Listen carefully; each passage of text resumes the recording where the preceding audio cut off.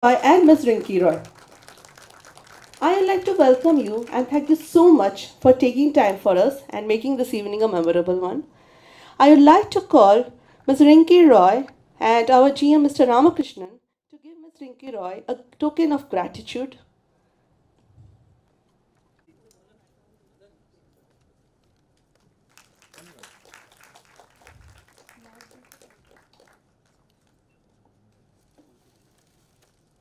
Ma'am, I would request you if you could share a few words with our audience.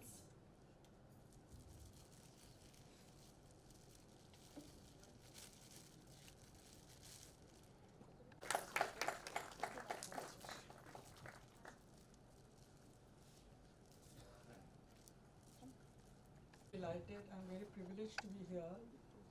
Sorry? Okay. Can you hear me? And to see so many of you here to watch my father's film, Dobiga Zameen. Um, my brother was not even born when this film was made, but I remember going around with my father to look for locations for the film. And what is today the Juhu Velepalli scheme was those days rice fields, and many of the shots in Dobigazam were taken there at Juhu Velepalli scheme, and which sort of matched his location. Most of the village scenes were taken there, and most of the film, of course, is shot in Calcutta. It's also a film which belongs to Calcutta, uh, and I mean, we can talk, go on talking about the film, but I would like to say this is a fantastic initiative by NMIC to show classics, bring them back to the big screen. And these films are not made for small screens or for handsets, so it's really a pleasure to watch it on the big screen. I hope the print is good, I'm sure it is. So enjoy it, and I think very soon you'll see these films restored and come back in a better format, because they're being restored in a very, four of my father's films are being restored. I hope you can see all four of them someday, and we can see them together. Yeah? Okay. Thank you. Joy. Good evening, everyone, and thank you for being here, and thank you, NMIC. Thank you, sir. And the choice of film, I feel, is very appropriate because you all haven't mentioned it, but it's the 70th year of Dobiga Zameen. Yeah, it's been 70 years. And the film is, I don't want to say too much about the film because everybody's speaking about it and you'll see it. But the thing is, the wonderful thing is that the subject is still relevant today. And I feel the film hasn't really dated, which again is wonderful because a 70-year-old film to be relevant today is remarkable. I'll just share one personal anecdote because as my sister said, I wasn't even born when Dobiga Zameen was made. I have to also explain that my father wanted to always keep his personal life separate from his film world. So we never saw his films. And the first time I saw Dobiga Zameen was after he passed away. And it was, in fact, just a short while. Some film society had arranged for a screening, and I remember going with my mother. And the first time I saw the film, and it affected me very deeply. And till today, actually, I can't really watch the film through. It just is it's such a sad film, and it's a reminder of somehow death, which is a personal thing. But I know that it's a wonderful film, and I really hope that you'll enjoy the film because it's, on film terms, it's supposed to be neorealistic cinema. It was inspired apparently by the movement, neorealism in Italy. So I think it was the first time probably that this kind of gritty reality was shown. And I feel very privileged to be Bimal Roy's son, and thank you for being here once again. Thank you so much, sir. I Sir, just want to add something. Yes, it is 70 years old. The film has not dated at all. And in fact, today when we talk about the farmer struggle, this is the film which has been always quoted. It's so relevant today.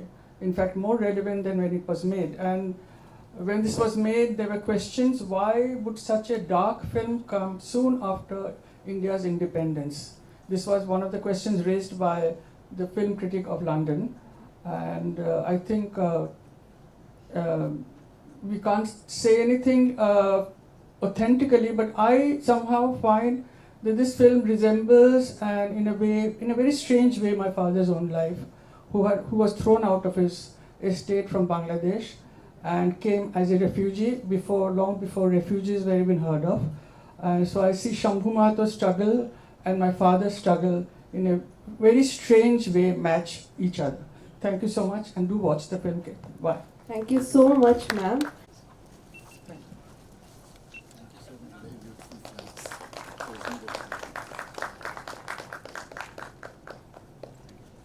Yes, such fun. Can I have a big round of applause, please? Also, we have Miss Appa. Yes. I suddenly remembered a story about the because I mean, of course, I've seen it many times, and every time it moves me, and I think it's an incredible document, human document. I lived in Hyderabad for many years, and I was attending once the Asian Social Forum. Those of you who know, there's something called the World Social Forum. The first time they had a very big meeting, and everybody, Aruna Roy and Arundhati Roy, everybody came, all the big activists. And there was a film festival. The films had been chosen in Delhi, and I don't know who chose them, but I went there very eagerly, thinking, oh, wonderful, I'll be seeing some, great alternative cinema. And of course, Ritik Ghatak, Mrinal Sen, everybody was represented. I didn't see my father's name. And I felt very sad. I thought to myself, he made these films, which were definitely not, they were popular, but they were not made like populist cinema. So why was he missing? So on the last day, I was leaving, and my friend said to me, come here, why are you going away? I said, because, it's evening, I need to go home. And she said, your father's film is being shown here. I said, no, you're mistaken, it's not being shown. She showed me a stall.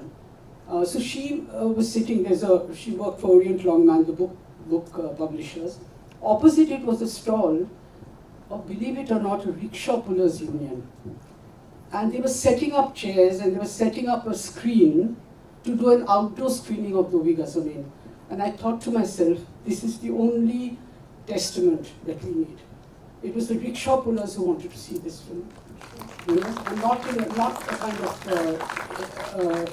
elite cinema hall, but out there in the open. And I really thought to myself, that's a wonderful. Thank you so much, ma'am. Thank you so much for coming. Just pause it.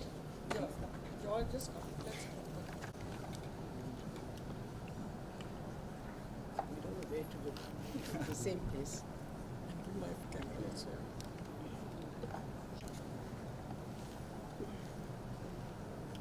Are you having an interval of time? See,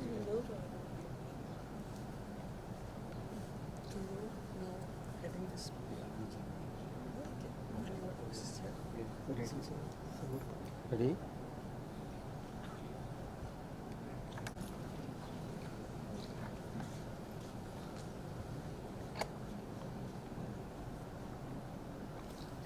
Thank you so much. तो पानी किधर है? हाँ तो ठीक है, आ जाओ, हम आ गए 5 मिनट में। सीधे लाके सामने लाओ।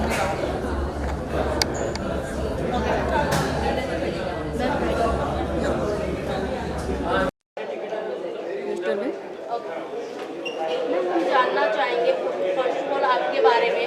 आपके पिता ने इस मूवी को डायरेक्ट किया था, जो काफ़ी नामी मूवी रही है, इंटरनेशनल तक की मूवी रही है, और इतने सालों बाद 1953 के बाद 2023 में ये एक बार री लॉन्च आप कर रहे हो, स्क्रीन पे बड़े पर्दे पे ला रहे हो, तो क्या कुछ कहना चाहेंगे आप जो इस मूवी के फैंस रहे हैं, जो आपके पिता या डायरेक्टर सर को जानते हैं, उनके बारे में आपके कुछ कहना चाहेंगे?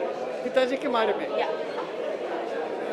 मैं तो बहुत मानती हूँ कि पिताजी की फिल्में बड़ी स्क्रीन में दिखाया जाए।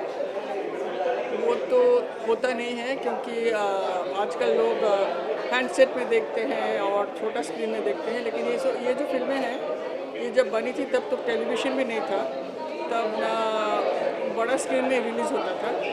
और ये फिल्म तो बहुत ही महत्वपूर्ण होती है। ये आज 70 साल का अभी 70 साल हुआ, लेकिन आज भी नहीं लगता पुराना है।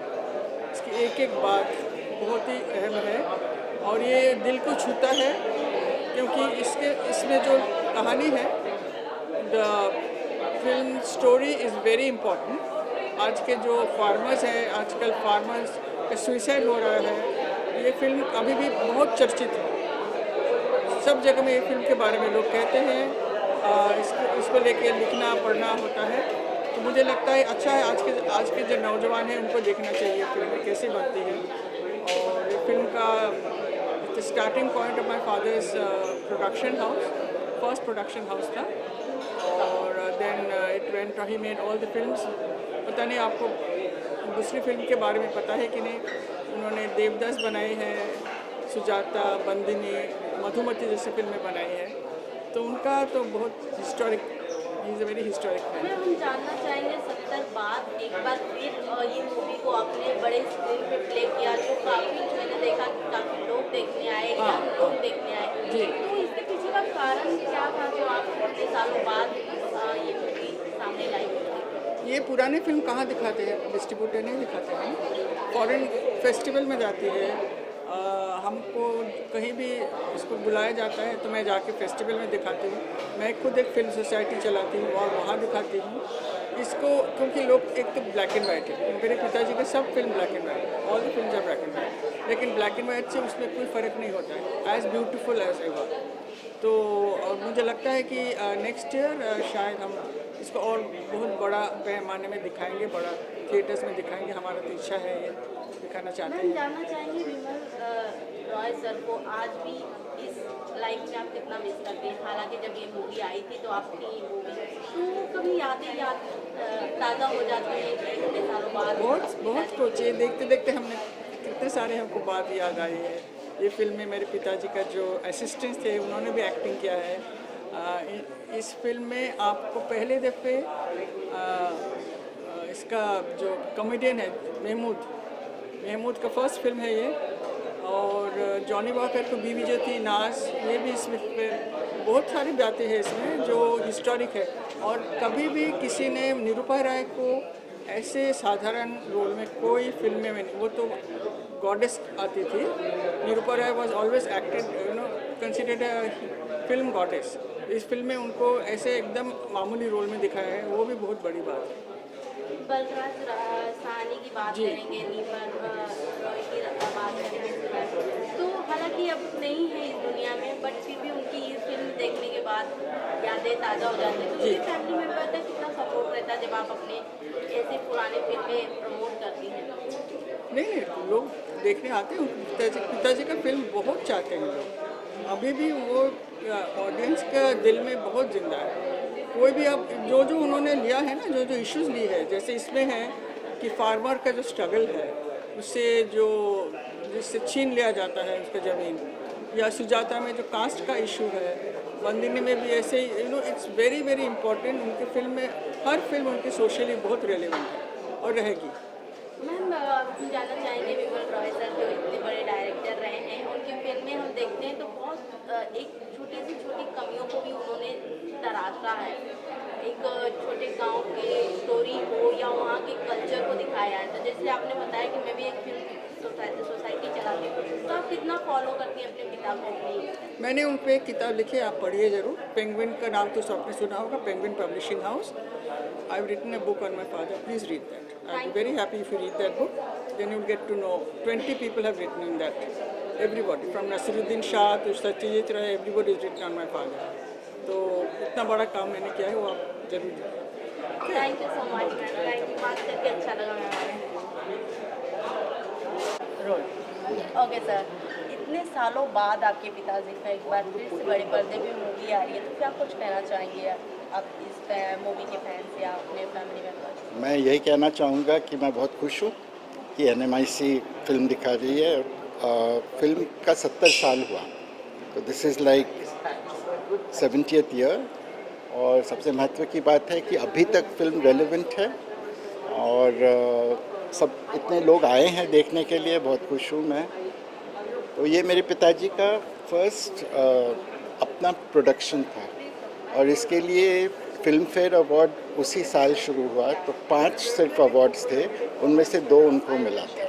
यस, तो और दैट्स इस अ ग्रेट फिल्म को थिंग। इंटरनेशनल में भी अप्रोच किया गया था नहीं, Filmfare इस फिल्म Award। ने इस फिल्म का it was also shown in Cannes Yeah. in France, and this was shown before Pather Pachali of Satyajit Ray, but very few people know that.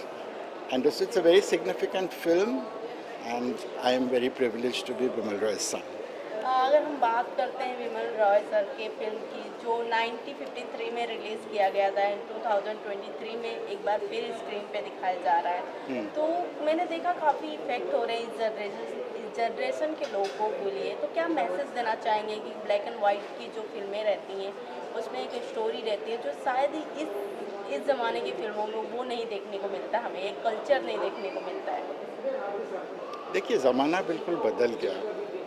उस समय लोग देखना चाहते थे ऐसे सीरियस फिल्म, उनके पेशेंस थी, और अभी बच्चे लोग जो है कलर के सिवाय कुछ नहीं देखेंगे, और सब फास्ट मूविंग होना चाहिए क्योंकि लाइफ इज़ लाइक दैट। सो दोनों को कंपेयर करना मुश्किल है। जो वहाँ पे ठीक थी, आज के ज़माने में अब क्लासिक्स बन गए हैं। तो ये स्टडी, मतलब ये देखना है कि लोग जो देखते हैं उनको समझ में आता है कि हमारा हिस्ट्री क्या था, नहीं इस फिल्म का जो है। और इस म्यूज़ियम में जो मैंने अभी देखा, कितने जगह पे मेरे पिताजी का सब जिक्र है, तो ये बहुत बड़ी बात है, बहुत बड़ी बात। सर, रियल लाइफ में आप कितना विमल रॉय सर को फॉलो करते हैं? रियल लाइफ में मेरी माँ और मेरे पिताजी मेरे सब कुछ है। मैं जो भी हूँ उनके लिए है। जो मैं कभी भी कोई लाइफ में कोई सिचुएशन हुआ तो मुझे ऐसा लगता है कि वो लोग क्या करते थे, तो मैं उस हिसाब से चलना कोशिश करता हूँ आज सर, तक। अगर हम सर की बाकी फिल्मों की बात करें तो सुजाता, बंदनी जैसी फिल्में जो कि काफ़ी सुपर डुपर हिट रही हैं, तो क्या वो भी फिल्में हमें बड़े स्क्रीन पे देखने को मिलेंगे? बहुत कम, लेकिन मुझे लगता है कि इन लोग जो कर रहे हैं ज़रूर ये फिल्म भी दिखाई देंगे। मैं इनको बताऊंगा कि दिखाना चाहिए वो। Thank you so much sir, thank you so much. Do you know the public, sorry, it's okay.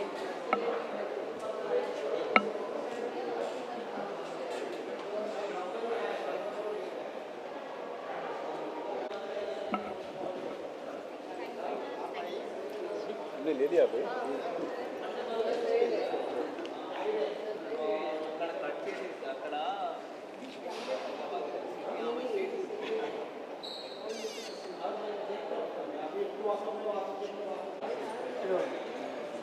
बहुत पुरानी फिल्म है, 1953 की फिल्म जो 2023 में दिखाया जा रहा है, क्या कुछ कहना चाहेंगे? कैसी लगी फिल्म आपको?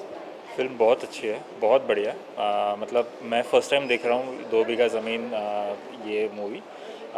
जो डायरेक्शन है, जो काम हुआ है, डायरेक्टर फोटोग्राफी का काम है, स्टोरी है, बहुत अच्छा है, बहुत बढ़िया। मतलब इतना सटल मूवी है। मतलब आई वाज नॉट एक्सपेक्टिंग कि 70 साल पुरानी अगर मूवी है तो मुझे इतना सब रिफाइंडनेस देखने को मिलेगा।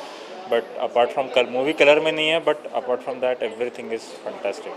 मूवी की स्टोरी की बात किया जाए तो उसमें एक विलेज ऑफ कल्चर के दिखाया गया है, तो आपको कितना देखते महसूस हुआ कि हम भी अपने विलेज में हैं या फिर ऐसे कुछ होते हैं? नहीं, I feel very connected to the movie because although born and brought up in Mumbai, but हमारा भी जो गांव है टिपिकल विलेज जैसा ही है। और जब भी हम वहाँ जाते हैं तो हम वही फील करते हैं जो अभी जो दिखाया जा रहा है। मतलब अभी ऑलमोस्ट 70 ईयर्स हो गए हैं, बट फिर भी गांव साइड में जो सिचुएशन है, इतना we can connect it easily. आप अपने फ्रेंड या फैमिली को प्रिपेयर करना चाहेंगे? डेफिनेटली मैं in fact I just made couple of calls. मैंने अभी दोस्तों को बोला कि ये जहाँ पे भी हो, ये मूवी का अगर कहीं पे DVD मिलता है या फिर अगर कुछ यूट्यूब पे अगर मिल जाता है, कहीं पे स्ट्रीमिंग हो रहा है, तो definitely worth watching movie. Thank you so much. Much. Thank you.